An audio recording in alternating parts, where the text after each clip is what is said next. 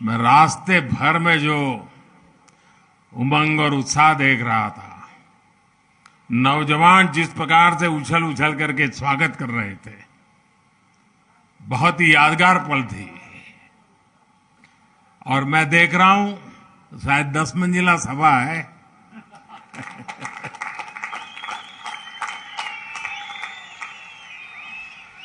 आज सोलन ने पूरे देश को संदेश दे दिया है, हिमाचल में एक बार फिर डबल इंजन सरकार, हिमाचल में एक बार फिर भाजपा सरकार। साथियों, माता शूलिनी देवी के आशीर्वाद से सोलन ने अपनी पहचान मशरूम सिटी और लाल टमाटर की वजह से रेड गोल्ड के नाम से भी बनाई है। और मुझे खुशी है कि जब मैं गुजरात का मुख्यमंत्री था तो मैंने हमारे मशरूम किंग ठाकुर बुद्धराम जी को गुजरात बुला करके उनका सम्मानित किया था।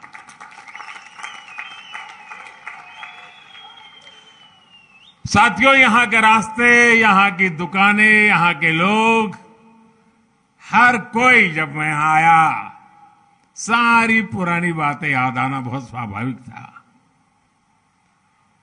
ये हमारे लखविंद्र राणा यहां बैठे हैं। हम दोनों इतना ट्रैवलिंग करते थे पहले। एक साथ बहुत दौरा होता था मेरा। लखविंद्र हमेशा मेरे साथ में रहा करता था। और ये सोलन मॉल रोड पर हमारे मनोहर लाल जी के चने,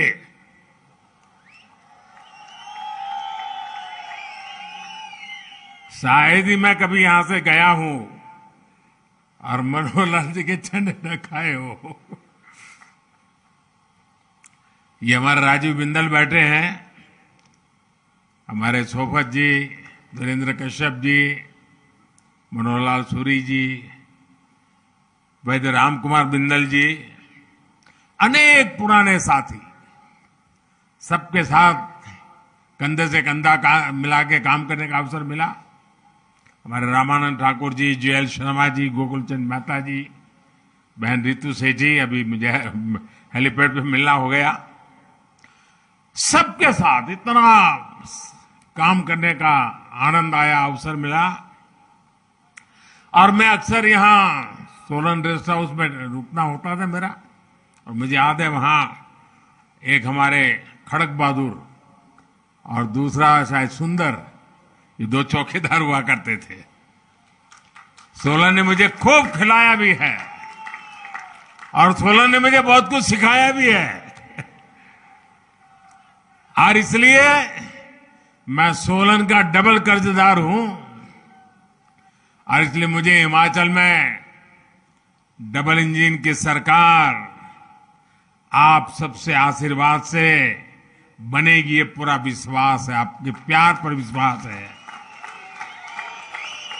साथियों, हिमाचल में बिताए लंबे समय की जो स्मृतियां, वो आज भी मुझे हिमाचल की तरफ खींचती है। और ऐसा बहुत कम मिलता है कि कोई ऐसा प्रधानमंत्री हो जो एक राज्य को इतनी बारीकी से जानता हो। ये मेरा सौभाग्य है कि मैं हिमाचल के हर गली मोहल्ले को जानता हूं। और इसलिए आपने भी देखा है कि मैं देश में रहूं या विदेश में, हिमाचल के साथ मेरा जो लगाव बना रहता है, न हिमाचल मुझे छोड़ता है, न मैं हिमाचल छोड़ता हूं। आपको मालूम होगा, कुछ दिन पहले मैं इजराइल गया था। तो इजराइल में मैं हिमाचली टोपी पहन करके कार्यक्रम में गया, तो लंबे अरसे तक चर्चा चली, कहां इजराइल, और ये मोदी जी हिमाचल में की टोपी पहन करके इजराइल में घूम रहे हैं। अभी कुछ महीने पहले जब मेरी नेपाल के प्रधानमंत्री जी से मुलाकात हुई तो मैंने उन्हें कांगड़ा की राधा कृष्ण की पेंटिंग उपहार के तौर पर दी थी। और दादा, ऐसा ही नहीं है कि मैं ही हिमाचली वस्तुओं का उपहार सबको देता हूं, हिमाचल के लोग भी तो मुझे इतने सारे उपहार देते हैं। अब जैसे 2-3 सप्ताह पहले जब मैं केदारनाथ जी में था, दिवाली के एक दिन पहले, तो जो चोला डोरा मैंने पहना था, वो चोला डोरा मुझे हिमाचल की एक बहन ने भेंट किया था। और तब मैंने उनसे कहा था कि मैं किसी ठंडे कार्यक्रम में, ठंडी होगी जहां जाना होगा, मैं जरूर आपका एक जो गिफ्ट भी मुझे दिए मैं जरूर पहनूंगा। और मैंने पहना केदारनाथ में। देखिए, हिमाचल के लोगों का स्नेह अमूल्य है। इस ऋण को भी कभी मैं चुका नहीं सकता जी। मैं बार बार कोशिश करता रहूंगा, लेकिन हिमाचल का विकास करके, हिमाचल के लोगों का जीवन आसान बनाकर मैं अपना ये दायित्व निभाने के लिए हर पल तैयार हूं। साथियों, हिमाचल को आज जिसकी सबसे ज्यादा जरूरत है वो है राज्य को स्थायित्व देने वाली भाजपा सरकार। भारत ने 80 के दशक के बाद से 3 दशक तक 30 साल हमारे बर्बाद हो गए। आपने देखा होगा, दिल्ली में अस्थिरता रही, सरकारें आती थी जाती थी, आती थी जाती थी, बार बार चुनाव होते थे, हजारों करोड़ रुपए का बर्बादी होती थी, न नीतियों में स्थिरता, सारा माहौल बिगड़ चुका था। इतना बड़ा देश, कई बार चुनाव हुए, देश का हजारों करोड़ रुपए का व्यय हो गया भाइयों। अगर यही स्थिति बनी रही, इस अस्थिरता के समय देश नीति के मामले में, निर्णयों के मामले में, विकास के मामले में पिछड़ गया और दुनिया भारत की तरफ से उदासीन हो गई। फिर देश के लोगों ने तय किया कि जब तक दिल्ली में स्थिर सरकार नहीं आती है, मजबूत सरकार नहीं आती है, भारत का भाग्य नहीं बदलेगा। और इसका नतीजा ये हुआ कि आप सबने, पूरे हिंदुस्तान ने 2014 में हमें इतने आशीर्वाद दिए, और हमने भी आपने जो जिम्मा दिया उसको 2014 से 2019 दिन रात मेहनत करके आपकी अपेक्षाओं को पूरा करने में कहीं पीछे नहीं रहे। और उसका परिणाम यह हुआ कि 2019 में दोबारा आपने आशीर्वाद दिया। साथियों, हमारे देश में जो छोटे छोटे राज्य हैं, वहां भी अस्थिर सरकारों का लंबा दौर रहा है। छोटे राज्यों ने इसका बहुत नुकसान उठाया है। लेकिन बीते वर्षों में हमारे पड़ोस में उत्तराखंड हो, गोवा हो, मणिपुर हो, अनेक ऐसे छोटे राज्य, उन्होंने अब स्थिर सरकार की तरफ अपना मुंह मोड़ लिया है और पूरी तरह सरकार को दोबारा लाना। और भाजपा सरकारें आज छोटे राज्यों में दोबारा जीत करके आ रही है। इतना ही नहीं, उत्तर प्रदेश में भी यही परंपरा हो गई थी, वहां के लोगों ने रिवाज बदल दिया, उत्तर प्रदेश में भी योगी जी की दोबारा सरकार ला दी। स्थिर सरकार में विकास भी तेज होता है और जनता के प्रति अपनी जवाबदेही के प्रति भी सरकार गंभीर रहती है। जहां हर 5 साल में सरकार बदलने का ट्रेंड रहता है, वहां सरकारों में भी यही रहता है कि भाई क्या करना है, काम करो, कोई करने की जरूरत नहीं है। 5 साल के बाद तो ये हिमाचल वाले बदल देते हैं। इसके कारण वो भी चुनने के बाद उनको मालूम है फिर से जीतना नहीं है, तो वो कुछ करते भी नहीं है। इसलिए भी स्थिर सरकार के प्रयोग करने की बहुत आवश्यकता है भाइयों। तो मुझे खुशी है कि हिमाचल में जयराम जी की सरकार ने जो विश्वास हासिल किया है, उनकी पूरी टीम ने 5 साल के लिए जो काम किया है, उसी का नतीजा है कि मेरी आज ये दूसरी सभा है। इन दोनों सभाओं को कोई भी देख ले, बीजेपी की सरकार बनाना हिमाचल की जनता ने तय कर लिया है भाई। हिमाचल में भाजपा सरकार अपने कार्यों का हिसाब भी दे रही है, और सरकार में वापसी के लिए भी उतनी ही प्रतिबद्ध है। और साथियों, हम ये भी समझना होगा कि अस्थिरता से फायदा किसका होता है। कांग्रेस के वर्षों के शासन में हमारे यहां ऐसे अनेक स्वार्थी तत्व और ऐसे अनेक समूह पैदा हुए, वेस्टर्न इंटरेस्ट ग्रुप पैदा हुए, जो भारत को अस्थिर देखना चाहते हैं, जो हिमाचल जैसे राज्यों को अस्थिर देखना चाहते हैं, और इसलिए वो स्थिर सरकार होने ही नहीं देते, हवा फैला देते हैं। देश के छोटे छोटे राज्य हमेशा इन स्वार्थी समूहों के निशाने पर रहे हैं। कुछ झूठे वायदे करके, कुछ सीटें जीतकर ये स्वार्थी समूह सरकारों में आकर सिर्फ अपने हित साधते रहते हैं। ये लोग खुद को कट्टर ईमानदार कहते हैं, लेकिन सबसे बड़े भ्रष्टाचारी यही होते हैं। ये लोग समाज को तोड़ने के लिए, देश की एकता को तोड़ने के लिए साजिशें रचते हैं। हिमाचल को ऐसे हर स्वार्थी समूह से खुद को बचाकर रखना है, इनके खेल से खुद को बचाकर रखना है। आप देखिए साथियों, केंद्र में स्थिर सरकार बनी तो देश ने ऐसे ऐसे निर्णय लिए जिनका इंतजार देशवासियों को बरसों से था। जब केंद्र में स्थिर सरकार बनी तो भ्रष्टाचार और भ्रष्टाचारियों के खिलाफ निर्णायक लड़ाई शुरू हुई। जब केंद्र में स्थिर सरकार बनी तो आतंकवाद, नक्सलवाद काबू में आए, नॉर्थ ईस्ट में शांति स्थापित हुई। इसलिए स्थिर सरकार 21वीं सदी के भारत की जरूरत है और उसमें बड़ी भूमिका देश के छोटे राज्य की भी है। साथियों, हिमाचल के लोग जानते हैं कि भाजपा किस तरह यहां के विकास के लिए गंभीरता से काम कर रही है। हम पहाड़ के लोगों की सुविधाएं बढ़ाने पर, रोजगार के अवसर बढ़ाने पर, यहां के औद्योगिक विकास पर, टूरिज्म बढ़ाने पर हम विशेष ध्यान दे रहे हैं। इसलिए नालागढ़ में मेडिकल डिवाइस पार्क और ऊना में बल्क ड्रग पार्क बनाए जा रहे हैं। हिमाचल में लगने वाले हर प्रोजेक्ट में 100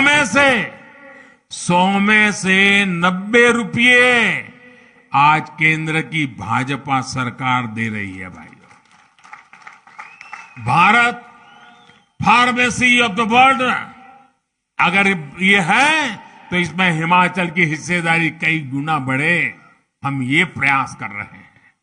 साथियों, बद्दी, बरोटीवाला, नालागढ़, परवाणु, चंबाघाट, इस पूरे औद्योगिक क्षेत्र को विस्तार देना डबल इंजन की सरकार की प्राथमिकता है।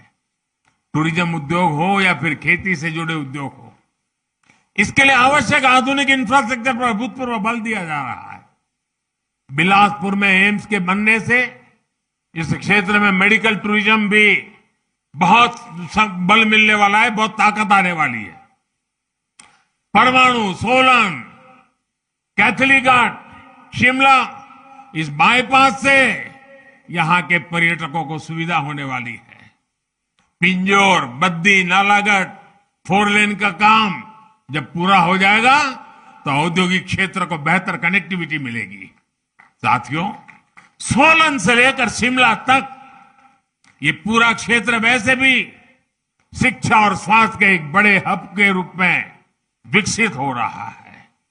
डबल इंजन सरकार इसी ताकत को बढ़ावा देगी ताकि हिमाचल आत्मनिर्भर बने, हिमाचल विकसित बने।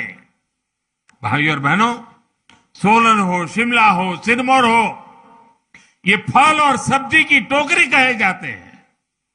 यहां अधिकांश छोटे किसान हैं, छोटे बागवान हैं। कांग्रेस के लोग किसानों और बागवानों को लेकर बड़ी बड़ी बातें करते रहते हैं, लेकिन कांग्रेस का इतिहास हमेशा नागरिकों को धोखा देना, युवाओं को धोखा देना,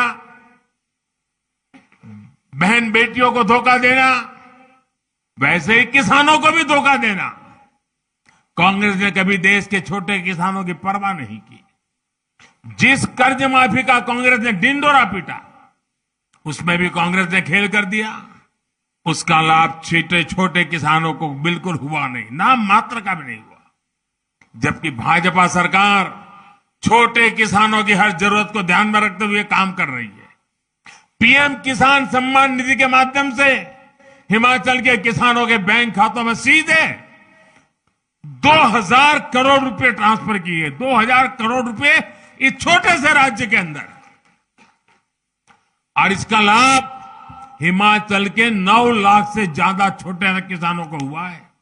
9 लाख किसानों के जेब में 2000 करोड़ रुपया पहुंचना यानी उनके जीवन में एक बहुत बड़ा बदलाव की ताकत लेके आता है।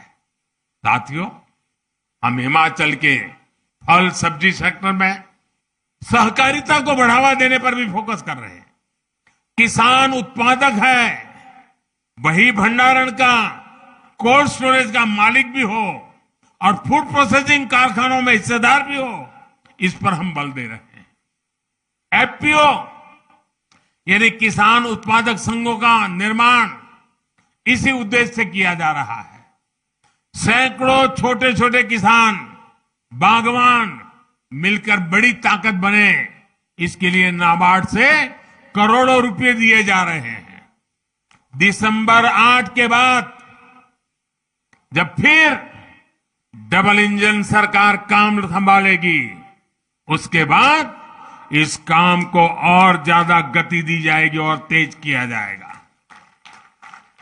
यहां के सेब, यहां की सब्जियां, यहां का दूध किसान रेल से बहुत कम भाड़े में देश के बड़े बड़े बाजारों तक पहुंचे, इसके लिए भी काम चल रहा है। साथियों, हम कैसे किसानों का, बागवानों के हित की चिंता करते हैं, इसका एक और उदाहरण आपको देना चाहता हूं। दुनिया में पहले कोरोना के कारण और फिर लड़ाई के कारण खाद के दाम, फर्टिलाइजर के दाम कई गुना बढ़ गए, लेकिन डबल इंजन सरकार ने किसान पर बोझ नहीं पड़ने दिया। आपको जरा सुनना चाहिए और इन चीजों को याद रखना चाहिए भाइयों। शायद आप तक ये बात पहुंची नहीं होगी। आज यूरिया की एक बोरी हमें बाहर से लाना पड़ता है, विदेशों से हमारे किसानों के लिए लाना पड़ता है।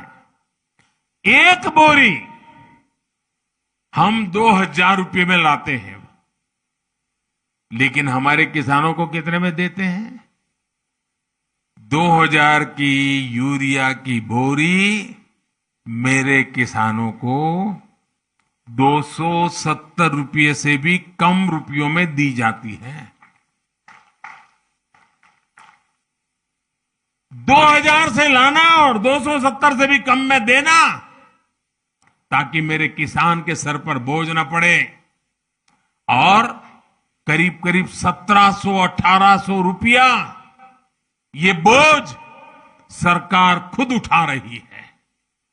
कुछ लोग 100 रुपये की भी अगर छूट देंगे ना, तो 1000 रुपये का विज्ञापन छपवा देते हैं। ऐसे लोगों से भी हिमाचल के लोगों को सतर्क रहना है। साथियों, आपसे बात करते हुए मुझे एक बात और याद आ रही है। पिछली बार जब मैं शिमला आया था, तो पहाड़ की एक बिटिया ने मुझे एक तस्वीर भेंट की थी। वो तस्वीर मेरी मां की थी। जब मैंने उस तस्वीर को देखा, तो अपनी मां के साथ ही हिमाचल के गांव कस्बों की हजारों माताओं बहनों का स्मरण हो आया। यहां कितनी माताओं बहनों के हाथ की बनी रोटी मैंने खाई है। अनेक परिवारों में मेरा भोजन हुआ है, और मैं इसे अपना सौभाग्य समझता हूं कि यहां की माताओं बहनों के लिए कुछ कर पा रहा हूं, उनकी सेवा कर पा रहा हूं। महामारी के इस समय में गरीब परिवारों की बहनों को अपने बच्चों की भूख की चिंता ना करनी पड़े, इसके लिए हमारी सरकार मुफ्त राशन दे रही है। मेरी किसी गरीब मां को ऐसे दिन नहीं देखने पड़े कि घर में चूल्हा न जला हो। मेरी गरीब मां को कभी ये देखना न पड़े कि आज बच्चों को पानी पिला करके सुलाना पड़ा। ये नौबत न आए। आज इतना समय हो गया कोरोना काल का, 80 करोड़ लोगों को मुफ्त में खाना देता। और जब दुनिया के लोग ये सुनते हैं ना, तो उनका अचरज होता है, कितना बड़ा काम हो रहा है।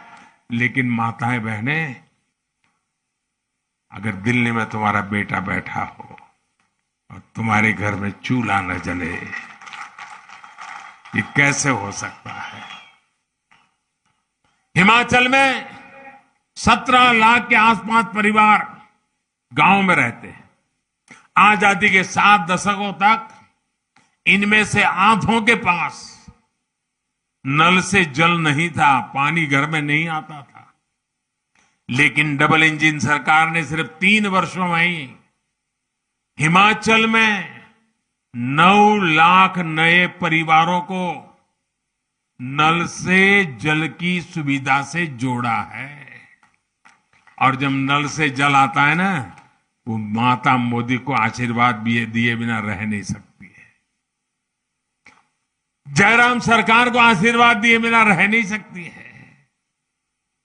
और इसका सबसे बड़ा लाभ हमारी इन माताओं बहनों को मिला। हमारी बेटियों को पढ़ाई में सुविधा हुई है। आयुष्मान भारत योजना से लाखों रुपए का मुफ्त इलाज पाने वालों में बड़ी संख्या में हमारी माताएं बहनें भी हैं। टॉयलेट हो या गैस कनेक्शन हो, इनको तो पहले की सरकारें कोई जरूरत ही नहीं समझती थी। माताओं बहनों की मर्यादा की रक्षा के लिए, उनकी सहूलियत के लिए लाखों शौचालय बनवाने का सौभाग्य भी मुझे मिला है। उज्ज्वला के गैस सिलेंडर ने भी लाखों महिलाओं का जीवन आसान बनाया है, उनके जीवन की रक्षा की है। भाई और बहनों, हिमाचल के लोग ये भली भांति जानते हैं कि काम भी भाजपा ने किया है, और अगर कोई चुनौतियां हैं तो उनका स्थायी समाधान भी भाजपा ही कर सकती है। हिमाचल के लोग ये भी जानते हैं कि कांग्रेस मतलब भ्रष्टाचार की गारंटी, कांग्रेस मतलब स्वार्थ भरी राजनीति की गारंटी, कांग्रेस मतलब भाई भतीजेवाद की गारंटी। हिमाचल के लोगों को याद रखना है कि वही कांग्रेस है जिसके शासन में वृद्धावस्था पेंशन के लिए 80 साल का होना जरूरी था। ये भाजपा की जयराम जी की सरकार है जिसने 80 के बाद मिलने से क्या मतलब था, उसे कम करके 60 साल की उम्र कर दी, ताकि 60 से ऊपर के सब लोगों को इसका लाभ मिले। भाजपा के इस फैसले से आज हिमाचल के लाखों नए साथियों को पेंशन मिल रही है। साथियों, भाजपा का काम भी पक्का है और इरादा भी पक्का है। वही कांग्रेस में अनिश्चितता है, अनिर्णय है, अराजकता है। कांग्रेस में इतने दल में फंसा हुआ है, गुटबाजों का दलदल, और दलदल कभी स्थिरता नहीं ला सकता। हिमाचल के लोगों को स्थिरता के लिए, स्थायित्व के लिए भारतीय जनता पार्टी को विजयी बनाने के लिए मैं प्रार्थना कर रहा हूं। और याद रखिए, हमारा भारतीय जनता पार्टी का उम्मीदवार कौन है? आपको किसी को याद रखने की जरूरत नहीं है, सिर्फ कमल का फूल याद रखिए। मैं आपके पास कमल का फूल लेकर आया हूं। अगर आपको कमल का फूल जब वोट डालने जाए दिखाई दे, समझ लीजिए कि ये भारतीय जनता पार्टी है, ये मोदी जी आपके पास आए हैं।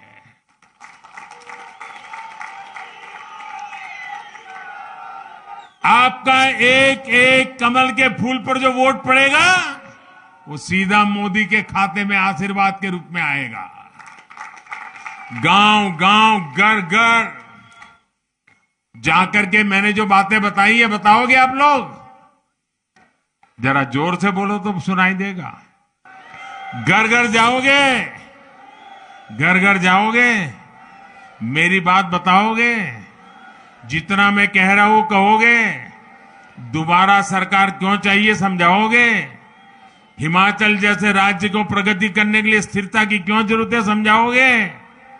दिल्ली में मोदी हो तो यहां भी मोदी को मजबूती मिलनी चाहिए कि नहीं मिलनी चाहिए, होना चाहिए कि नहीं होना चाहिए। आप घर घर जाएंगे।